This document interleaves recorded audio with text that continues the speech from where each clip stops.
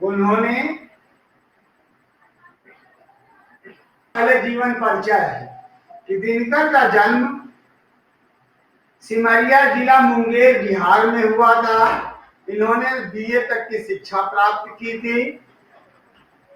फिर उन्होंने अधिकांश ऐसी कविताओं का सृजन किया है, ऐसी अधिकांश कविताएं लिखी हैं जो जन जीवन को शौर्य, पराक्रम और वीरता से परिपूर्ण कर देती है।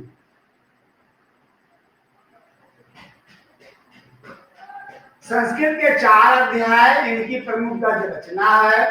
भारत सरकार ने उन्हें पद्म भूषण से विभूषित किया है और प्रस्तुत कविता में कवि ने कर्ण के बारे में विशेष रूप से वर्णन किया है। रामधारी सिंह दिनकर की एक महान रचना है जिसका नाम ही रश्मिरथी है, के आधार पर जिसमें इन्होंने कर्ण का जीवन चरित्र चित्रित किया है।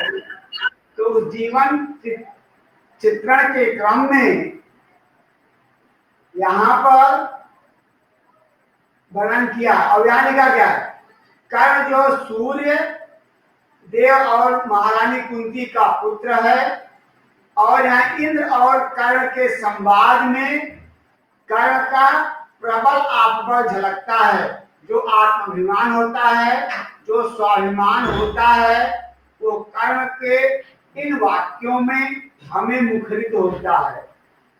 ये कर्ण के कथन है, सिर पर कुलीनता का टीका, भीतर जीवन का रस फीका, अपना नाम जो ले सकते, परिचय न तेज से दे सकते, ऐसे भी कुछ नर होते हैं, उनको खाते और खोते हैं। विक्रमी पुरुष लेकिन सिर पर चलता नक्षत्र पुरखों का धर, अपना बल तेज जगाता है, सम्मान जगत से पाता है। सब उसे देख लड़ चाहते हैं, कर विविध यत्न अपनाते हैं। कुल गोत्र नहीं साधन मेरा, पुरुषार्थ एक बस धन मेरा। कुल ने तो मुझको फेंक दिया, मैंने हिम्मत से काम लिया। अब वंश चकित भरम आया है, खुद मुझे खोजने आया है। लेकिन मैं लौट चलूंगा क्या, अपने प्रण से बिचलूंगा क्या। रण में कुलपत का विजय वरण, या पार्थ हार कर्ण का भरण।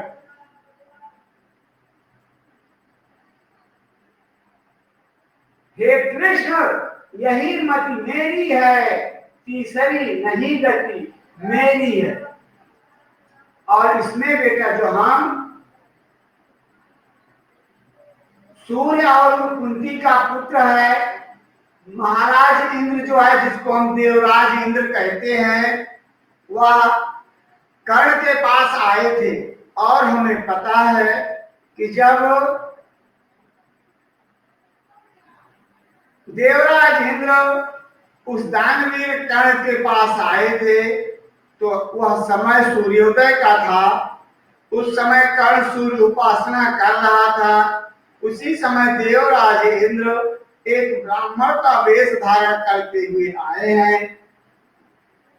और जब देवराज इंद्र ने कर्ण से भिक्षा के रूप में उसके कवच कुंडल मांगे, तो कर्ण उन्हें पहचान जाता है।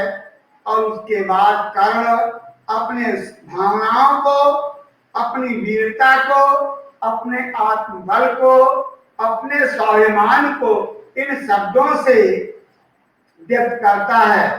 सिर पर कुलीनता का टीका, भीतर जीवन का रस फीका।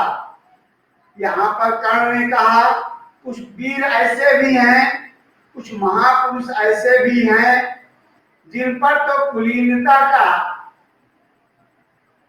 सम्मान लगा हुआ है। ये कुलीन वंश के हैं, उच्च वंश के हैं, लेकिन उनके जीवन में कोई रस नहीं है, उनके जीवन में कोई आनंद नहीं है। और जो सम्मान पूर्वक अपना नाम नहीं ले सकते हैं, अपने बल और पौरुष से अपना परिचय नहीं दे सकते हैं। इस संसार में कुछ ऐसे भी नर होते हैं, इस संसार में कुछ ऐसे भी पुरुष होते हैं जो केवल अपने कुल और वंश परंपरा के नाम पर ही जीवन जीते हैं और अपने जीवन को समाप्त कर देते हैं। पहले पद में इस प्रकार कर्ण ने इन शब्दों का प्रयोग करते हुए अपने शब्दों का प्रयोग किया है और अपने शब्दों को प्रयोग करने के क्रम में इनका भी प्रयोग किया है।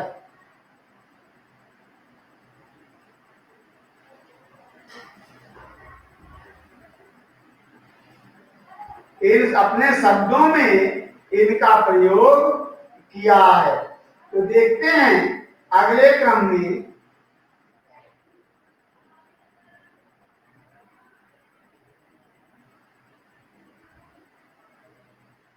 हम इन्हें कैसे ग्रहण करते हैं, कैसे इन्हें प्राप्त करते हैं। आइए हम इन्हें स्पष्ट पढ़ लेते हैं। और दूसरा जो पद है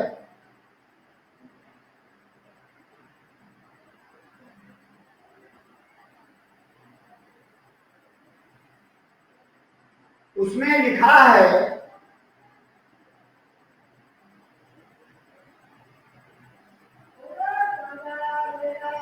वहां पर विक्रमी और पुरुषार्थी व्यक्तियों के बारे में उनका चित्रण किया गया है। पहले पद में तो कुलीन और पुरुषार्थी व्यक्तियों के बारे में ही जीवन चित्रण किया गया है। अब हम यहाँ ये देखते हैं कि जीवन में कुछ ऐसे होते हैं व्यक्ति कि सिर पर कुलीनता का टीका, भीतर जीवन का रस्ती का, अपना नाम जो ले सकते, परिचय न तेज से दे सकते, ऐसे भी कुछ नर होते हैं, कुल को खाते और खोते हैं। इस प्रकार कर्ण ने अपने जीवन में इन महत्वों को, इन तथ्यों को स्पष्ट करते हुए लिखा है। इस संसार में, इस जीवन में कुछ ऐसे भी व्यक्ति हैं जो अपने उच्च कुल और वंश परंपरा के आधार पर अपना संपूर्ण जीवन व्यतीत कर देते हैं और उनके पास अपना कुछ नहीं होता है, उनका अपना कोई मान सम्मान नहीं होता, उनमें अपना कोई बल पौरुष नहीं होता है। ऐसे लोग वीर पुरुष कहलाने के लायक नहीं होते हैं और इस प्रकार वे अपनी वंश परंपराओं के अभिमान में ही अपना संपूर्ण जीवन व्यतीत कर देते हैं। दूसरे पद में कर्ण ने कहा विक्रमी पुरुष, लेकिन सिर पर चलता नक्षत्र पुरखों का धर, अपना बल वेग जगाता है, सम्मान जगत से पाता है, सब उसे देख ललचाते हैं, कर विविध यत्न अपनाते हैं।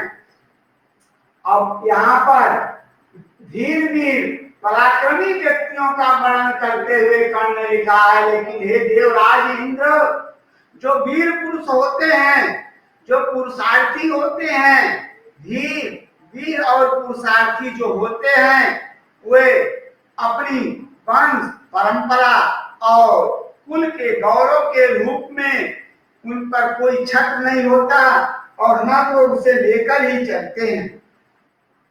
वे अपने पुरखों के, अपनी वंश परंपरा के छत्रों को का सहारा नहीं लेते, उनको धारण नहीं करते हैं और वह अपना बल पुरुषार्थ अपने आप, अपने बल पराक्रम से, अपने कौशल से ही जगा लेता है, दिखा देता है और इस संसार में सांसारिक सम्मान को प्राप्त होता है मान को प्राप्त होता है।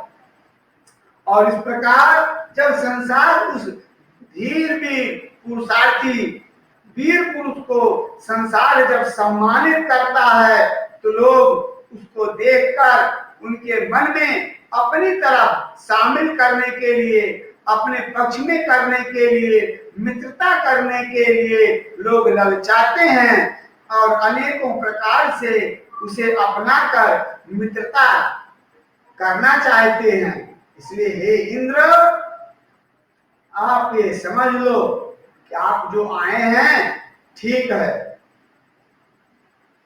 तो जो धीर वीर और पुरुषार्थी व्यक्ति हैं वह अपने बल और पौरुष पर अपना इस संसार में मान सम्मान प्राप्त कर लेता है और अपनी वंश परंपरा, अपने कुल पुरखों के नाम का कोई आधार नहीं लेता है, उनका कोई सहारा नहीं लेता है, वंश परंपरा और कुल के नाम का छत्र भी नहीं धारण करता है, लेकिन अपने बल और पौरुष के द्वारा वह इस संसार में अपने मान सम्मान को प्राप्त कर लेता है।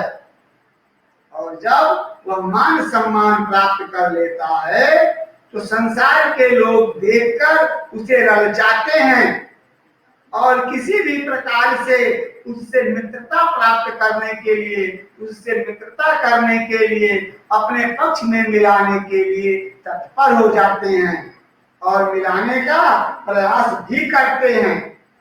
और ये जो अंतिम तीसरा पद, ये जो हमारा तीसरा पद है, फिर ये लिखा है, कुल गोत्र नहीं साधन मेरा, पुरुषार्थ एक बस धन मेरा। कुल ने तो मुझको फेंक दिया, मैंने हिम्मत से काम लिया। अब वंश चकित भरमाया है, खुद मुझे खोजने आया है। इस प्रकार से यहाँ पर हम ये पढ़ते हैं कि तीसरे पद में कर्ण ने इंद्र को उलाहना दी है। इंद्र की उलाहना करते हुए लिखा है कि हे देवराज इंद्र, इस कर्ण का कुल और गोत्र कोई साधन नहीं है, क्योंकि इस कर्ण के कुल और गोत्र का तो पता ही नहीं है कि किस वंश परंपरा से है, किस कुल से है, किस गोत्र से है। मुझे तो यही इतना पता है कि मुझे उस रथ चालक ने और उसकी पत्नी ने लाकर मुझे पाला है। पुरुषार्थ एक बस धन मेरा, और मेरे अंदर जो वीरता है, पुरुषार्थ है, आज वही मेरी पहचान बन गया है। मेरे लिए तो कुल और गोत्र की परंपरा मेरी कोई पहचान नहीं है। मेरा जो धैर्य है, मेरी जो वीरता है, मेरा जो पुरुषार्थ है, आज वही मेरी पहचान है। कुल ने तो मुझको फेंक दिया, और अब यहाँ कंस कहता है कि ना जाने मैं किस कुल वंश परंपरा में मैंने जन्म लिया था, और उस कुल और वंश परंपरा में जन्म लेने पर उस जन्म देने वाली माँ ने मुझे जन्म लेते ही परित्याग कर दिया, मुझे फेंक दिया। और फिर जब मैं किसी प्रकार मेरा कहीं पर लालन पालन हुआ तो मैं संसार के अपमान को पीटा रहा, संसार के उलाहने को सहता रहा। लोग बार बार ताना देते रहे, उलाहना देते रहे, तेरा वंश क्या है, तेरा गोत्र क्या है। उस पर भी मैं विचलित नहीं हुआ। अपने पुरुषार्थ के बल पर मैंने हिम्मत से काम लिया और उनकी उलाहनों का, उनके इन प्रश्नों का जवाब मैंने अपने पुरुषार्थ से दिया है। लेकिन मैं आज आश्चर्यचकित हूं कि हे देवराज इंद्र, वह अर्जुन जो तुम्हारा वंश है, आज इस वंश परंपरा को देखकर मैं भ्रमित हो गया हूं, आश्चर्यचकित हो गया हूं कि आज इस वंश परंपरा का वाहन करने वाला, इस वंश परंपरा को सम्मान देने वाला, जो अनेकों राज परिवारों में, राजघरानों में सम्मान पाता है, वह वंश परंपरा का ध्वजवाहक ये देवराज इंद्र आज मुझे खोजने के लिए आ गया है, मुझे ढूंढ रहा है। इस पर मुझे बहुत ही आश्चर्य होता है।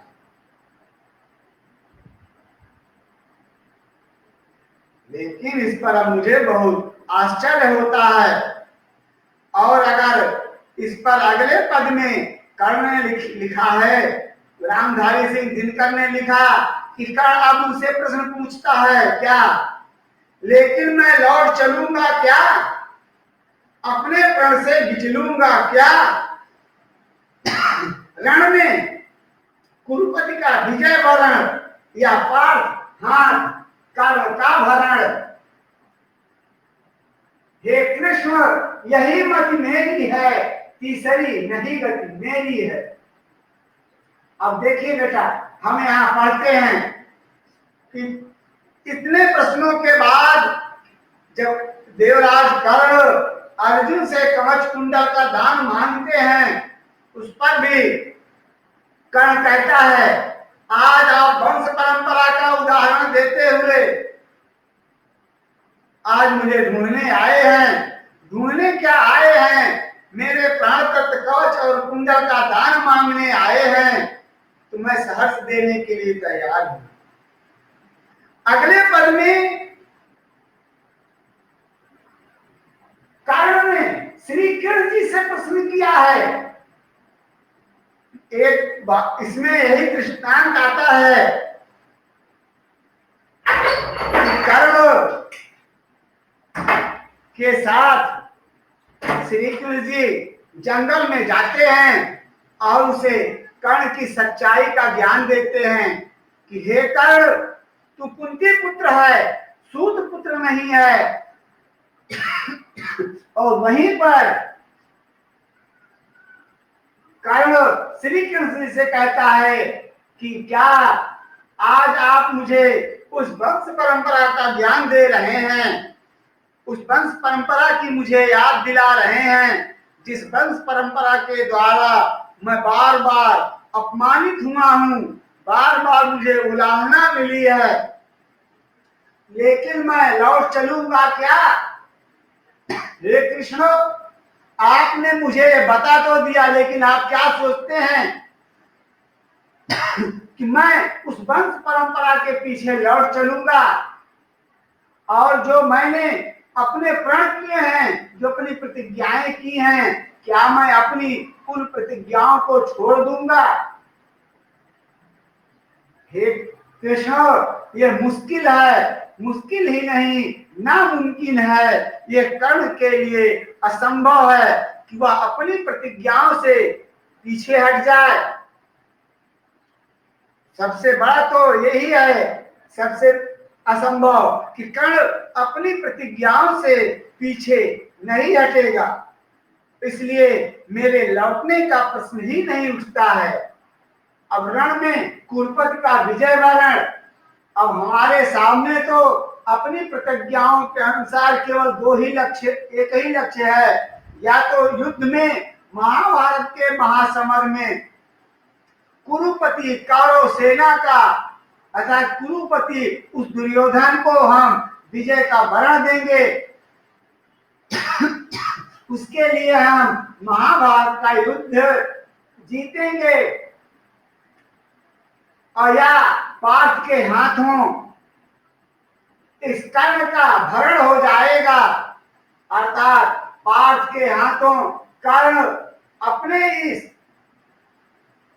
जीवन का बलिदान कर देगा। हे कृष्ण, आज मेरे विचारों में यही इतना ही बार बार उठ रहा है। और हे कृष्ण, इन दोनों को छोड़कर कि महाभारत के युद्ध में अपने कुरुपति मित्र दुर्योधन का साथ देना और उसकी विजय के लिए युद्ध करना ही मेरी गति है, या दूसरे रूप में कर्ण और अर्जुन के बीच होने वाले युद्ध में अर्जुन के हाथों मेरी मृत्यु हुई, दूसरी गति है। हे कृष्ण, मुझे पता है कि दोनों में से एक ही मेरी गति हो सकती है और इस युद्ध में मेरी और तीसरी गति नहीं है। मैं वीर हूँ, पुरुषार्थी हूँ और अपने वचन पर भी अडिग रहने वाला हूँ। इसलिए मैं अपने जीवन में अपने प्रण से, अपनी प्रतिज्ञा से कभी विचलित नहीं हो सकता हूँ। इस प्रकार रामधारी सिंह दिनकर ने इन 4 पदों के माध्यम से, जो एक छोटा सा भाग है, कर्ण के आप बल को, कर्ण के स्वाभिमान को, कर्ण के आत्मबल को बहुत अच्छी ही तरह चित्रित किया है, जिसमें 3 पद देवराज इंद्र और कर्ण के संवाद के हैं और अंतिम पद जो लिखा गया है वह श्री कृष्ण और कर्ण के संवाद का है। ये दृष्टांत उस समय का है जब श्री कृष्ण जी कर्ण को उसकी वंश परंपरा का परिचय देते हैं। उस समय कर्ण उस वंश परंपरा के बारे में ही कह रहा है, भले ही आपने मेरी वंश परंपरा का मुझे ज्ञान दे दिया है, लेकिन अब वंश परंपरा में का मेरे लिए कोई महत्व नहीं है, क्योंकि उस कुल और वंश परंपरा ने मुझको ठुकरा दिया था, मुझे छोड़ दिया था। और फिर मेरी जो प्रतिज्ञा है, मैं अपनी प्रतिज्ञाओं से बंधा हुआ हूं। अब अपने मित्र कौरव के सेनापति महाराज दुर्योधन के साथ महाभारत के युद्ध में उनकी विजय के लिए युद्ध करना ही मेरा प्रथम कर्तव्य है। दूसरा कर्तव्य बलि की वेदी पर, युद्ध की वेदी पर बलिदान हो जाना मेरा कर्तव्य है। और हे श्री कृष्ण, अब इस संसार में मुझे मेरी कोई तीसरी गति दिखाई नहीं देती है। तो रामधारी सिंह दिनकर ने इस इंद्र और कर्ण के संवाद के साथ अंतिम पद में कर्ण और अर्जुन के संवाद का बहुत ही सुंदर चित्रण किया है, जो हमारे जीवन का एक महत्वपूर्ण प्रेरणा स्रोत भी है और ज्ञान का मूल आधार भी है।